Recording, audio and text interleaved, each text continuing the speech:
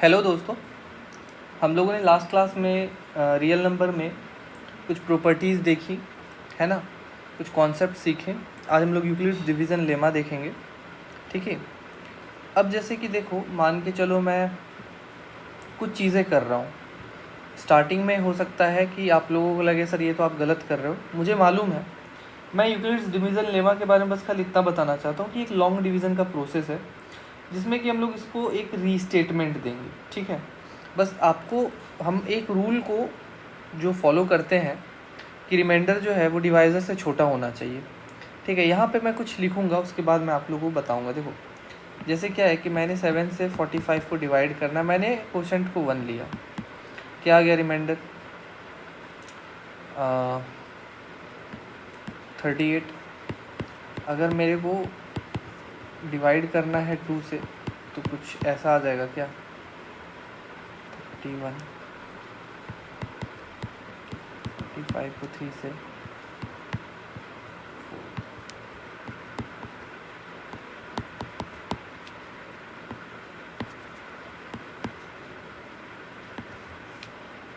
तो आपको कुछ मिलेगा, जैसे कि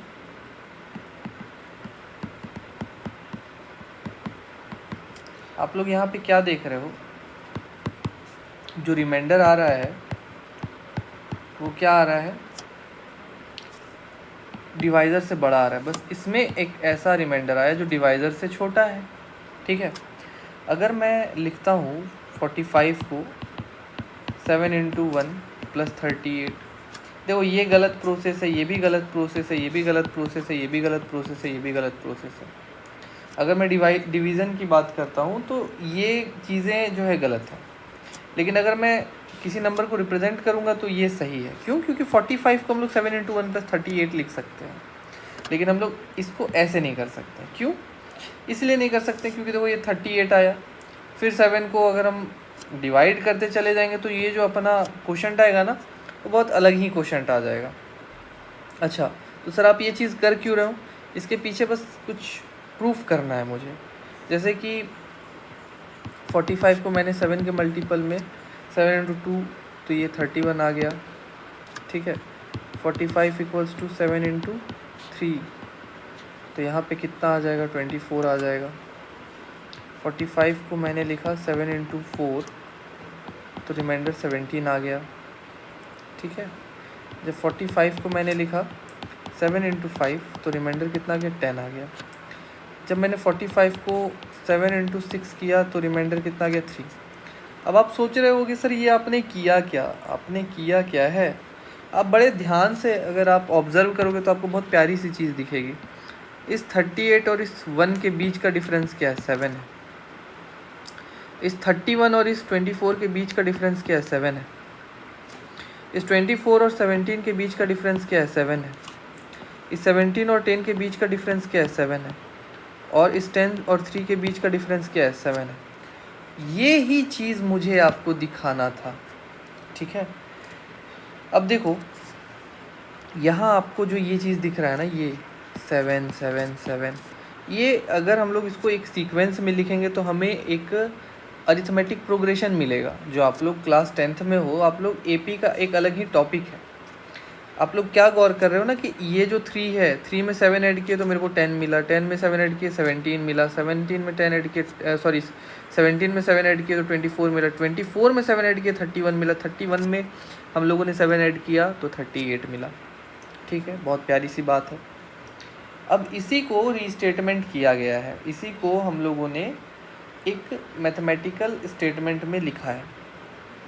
क्या है, अब ज़रा बड़े अच्छे से इस चीज़ को समझेंगे। देखो ये क्या है, ये रिमाइंडर है और हम लोग देख रहे हैं रिमाइंडर क्या है, पॉजिटिव आ रहा है ना, पॉजिटिव आ रहा है। रिमाइंडर हमारा क्या आ रहा है, पॉजिटिव आ रहा है।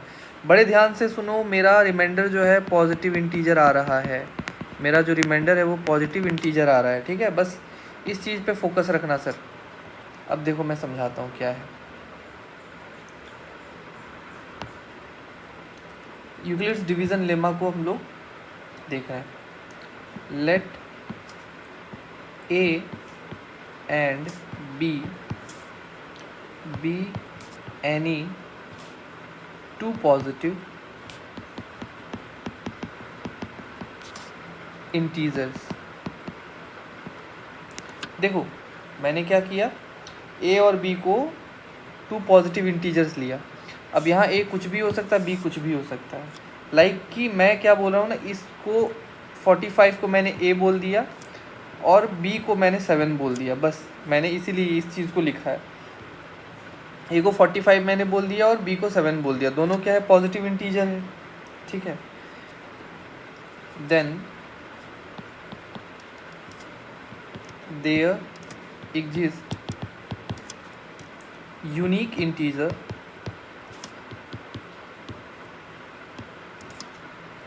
q and r such that a equals to bq plus r where r is greater equal 0 and less equal b, ठीक है ये चीज़। अब देखो ये इंटीजर q और r क्या है सर, ये q और r कुछ नहीं, इस केस में ये मेरा q बन गया और ये मेरा r बन गया, ठीक है। हालांकि ये गलत है, तो मैं एक काम करता हूँ, इसको ले लेता हूँ। मेरा a क्या है, ये है, अलग कलर से लिख लेता हूँ, अच्छा रहेगा। ये मेरा a है, ये मेरा b है, ये मेरा q है और ये मेरा r है। तो मैंने क्या देखा कि ये जितने भी मेरे को मिले सब पॉजिटिव इंटीजर मिले, ठीक है। उसके अकॉर्डिंग देखो मैंने इसको ही, तो ये जो है ये चीज़ मैंने यही चीज़ इसी फॉर्म पे तो लिखा है, ठीक है। अब देखो क्या है, अब मैं इसको प्रूफ करूँगा। देखो मैंने क्या बोला था, एक अरिथमेटिक प्रोग्रेशन मिलेगा, तो मैं मान के चलता हूँ जैसे कि एक केस ऐसा भी आएगा जिस पे रिमाइंडर 0 मिल जाता होगा, है ना। जैसे कि मैं एक बात लिखता हूँ, जैसे कि ये a है, देखो ये कॉमन डिफरेंस 7 आ रहा था ना, उसी तरीके से हम लोग को कुछ इसमें ऐड करना है। जैसे कि मान के चलो a है, a में मैंने कोई कांस्टेंट टर्म ऐड किया b, इसके बाद वही b ऐड करेंगे तो a प्लस 2b हो जाएगा, a प्लस क्या हो जाएगा 2b हो जाएगा, a प्लस 3b हो जाएगा, and so on and so on. उसी तरीके से इसके पहले कोई टर्म रहा होगा जिसमें हम लोगों ने b ऐड किया तो a आया, इसके पहले कोई टर्म रहा होगा जिसमें b ऐड किया तो a माइनस b आया, इसी तरह से सो ऑन, ठीक है। ये चीज़ है। अब यहाँ क्या है, यहाँ पे हम लोगों ने इस 7 को क्या बोला था, कॉमन डिफरेंस बोला था। देखो ये सब में कॉमन है ना, इसीलिए कॉमन डिफरेंस क्यों है, क्योंकि सब में 7 जो डिफरेंस आ रहा है वो सब में कॉमन है ना। तो इसमें हम लोगों का कॉमन डिफरेंस क्या निकलेगा, कॉमन डिफरेंस b निकलेगा। हियर कॉमन डिफरेंस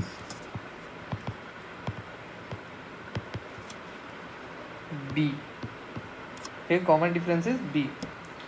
और ये क्या है ना, दोनों तरफ में चल रहा है, आप इधर भी देख लो, आप इधर भी देख लो, ठीक है, कोई दिक्कत नहीं है। अब देखो यहाँ पे ये जो चीज़ है ना, ये जो चीज़ अभी मैंने बताया, ये r, इसी के बारे में हम लोग अब बात करेंगे। मैंने कोई कांस्टेंट टर्म लिया जिसमें कुछ ऐड होता चला गया, ठीक है। अब देखो यहाँ तक तो सब ठीक है। मैं क्या करना चाह रहा हूँ कि यहाँ पे एक बात बता रहा हूँ कि ये जो r है, हम लोगों ने देखा जितने बार रिमाइंडर आया है सब में मेरा क्या है, ये पॉजिटिव है। अब मान के चलो जैसे कि मैं इसकी बात कर रहा हूँ, ये क्या है, इन सबों में सबसे छोटा है ना, इन सबों में सबसे छोटा है। उसी तरीके से हम लोग क्या कर लेते हैं, एक नंबर को लेट कर लेते हैं जो कि नन नेगेटिव। क्यों, देखो मैंने यहाँ पे ऑलरेडी बताया है कि हमें पॉजिटिव इंटीजर को ही रखना है।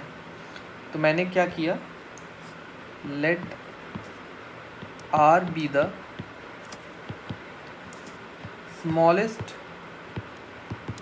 Smallest non negative term,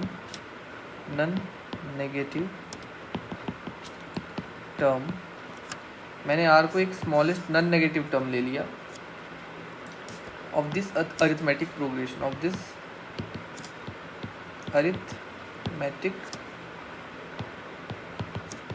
progression, ठीक है, अरिथमेटिक प्रोग्रेशन। तो देखो अब क्या है, अगर मैं ध्यान से देखो, मैं इस कंडीशन को लिखता हूँ, मैं क्या लिख सकता हूँ, मैं लिख सकता हूँ 45 इक्वल्स टू मैं क्या लिख सकता हूँ, 7 × 6 7 इंटू 6 प्लस 3 मैं लिख सकता हूँ, ठीक है।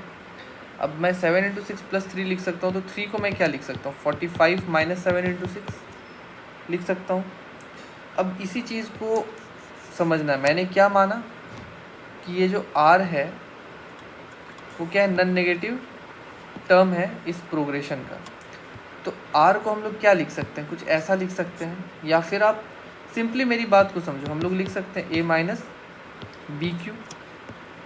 a के जगह पे 45 है और b के जगह 7, q के जगह 6। ये देखो ये मैंने कर रखा है यहाँ पे, है ना, ये मैंने कर रखा है। हम लोग लिख सकते हैं, हम लोग इसको ये भी लिख सकते हैं कि sir a equals to B Q plus R, कर सकते हैं ना। बस यही चीज़ हमें बताना था, इसी फॉर्म को हमें बताना था। ये r क्या है, स्मॉलेस्ट नॉन नेगेटिव इंटीजर, जो हमारे ऊपर के जितने भी रिज़ल्ट हैं उसको सेटिस्फाई करता है। बस इस r की जो कंडीशन है ना वो ये रहनी चाहिए कि b से छोटा रहे और 0 से बड़ा रहे, ठीक है। मतलब ये है कि यहाँ पे ये चीज़ गलत है, ये चीज़ गलत है, ये चीज़ गलत है, ये चीज़ गलत है, ये चीज़ गलत है। यहाँ हमने क्या देखा, ये जो r है वो b से छोटा है, ये सही है, ठीक है।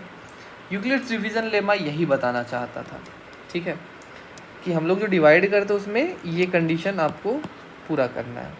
मान के चलो अगर ये चीज़ अगर आप पूरा नहीं करोगे तो मतलब यहाँ पे कुछ मिस्टेक्स तो हो सकते हैं, जैसे कि मान के चलो कि 7 को 44 को 7 से 44 नहीं 42 को 7 से अगर डिवाइड करेगा तो क्या कर सकता है, वो ऐसे भी तो कर सकता है, 7 5 जा 35, 7 आ गया, फिर 7 1 जा 7। क्या ये सही है? किसी भी बात में ये सही नहीं है ना। अब ज़रा सोचो तो, अगर हम लोग 7 को 51 से मल्टीप्लाई करेंगे तो रिज़ल्ट तो हमारा 42 नहीं आएगा, ठीक है, वो डिफरेंट आ जाएगा। इसी चीज़ को बताने के लिए उसने ये वाला चीज़ बताया, ठीक है। मैं होप करता हूँ कि आप समझ रहे होगे कि मैं क्या बताना चाह रहा था, ठीक है, ठीक है। तो आज हम लोगों ने यूक्लिड्स डिवीज़न लेमा देखा, ठीक है। नेक्स्ट क्लास में हम लोग जो है ना uniqueness of this Euclid's division lemma देखेंगे, इसकी यूनिकनेस देखेंगे। ऐसे यूनिकनेस की बात मैं आपको यहाँ पे भी समझा सकता हूँ, जैसे कि मैं एक हिंट कर देता हूँ, लाइक कि मान के चलो कि अगर मैं 7 से 42 को डिवाइड करता हूँ या 7 से 40 को ही डिवाइड करता हूँ, तो 7 5 जा 35, रिमाइंडर 5 बचेगा। तो इसमें क्या है ना, ये 7 ये 5 ये रिमाइंडर 5 जो है ना ये यूनिक है। मतलब इसके अलावा और हम लोग इस जगह पे, जैसे कि अगर मैं रिमाइंडर 5 चाहता हूँ, डिविडेंड मेरा 40 हो और मेरा डिवाइज़र 7 हो, तो ये जो 5 है ना, ये जो 5 है इसके अलावा यहाँ पे और कोई वैल्यू नहीं आ सकता है। यही चीज़ बताना चाहता है कि वो यूनिकनेस है, ठीक है। तो चलिए आज यहीं तक रखते हैं हम लोग, नेक्स्ट क्लास में यूनिकनेस देखेंगे, उसके बाद हम लोग क्वेश्चंस पे आ जाएंगे, ठीक है। चलिए, all for today, thank you.